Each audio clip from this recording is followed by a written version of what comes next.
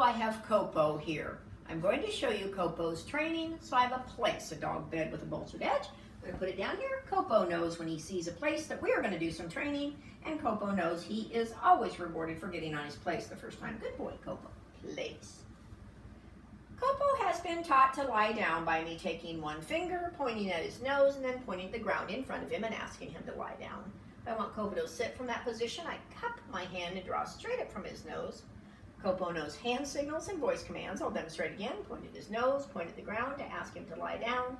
Cup your hand and draw straight up to ask Copo to sit. Good boy, Copo.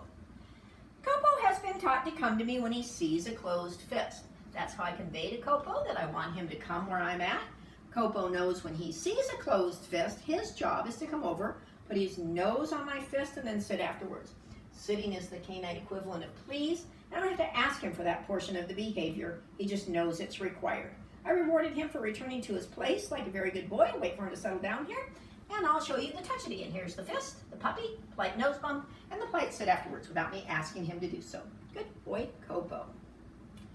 Copo has been sleeping in a wire kennel at night. If I want him in this wire kennel, I'm going to open up the door. I'm going to pat the bedding. Copo, can you get in this kennel? Bup, bup, bup. Reward him when he's all the way inside and shut the door. Good boy, free puppy.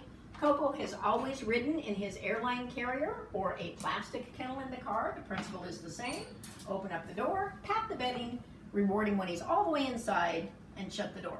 Good boy, free puppy.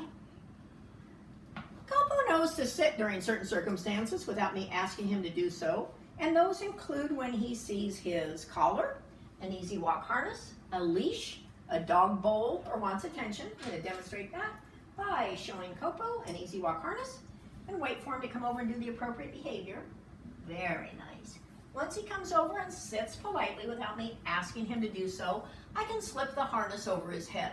The rule is when I have a collar, a leash, or a harness, Copo has to sit close enough to me that I don't move my feet. Because if I have to take one step towards him today, tomorrow I'm going to be taking 2 steps, and by the end of the week I'm going to be chasing a puppy named Copo around the house. So if he doesn't sit close enough to you, you can make a little kissing noise. That reminds Copo to move closer. And you also want to remember to work with him in a small area with less distractions in the beginning. But that young man was perfect.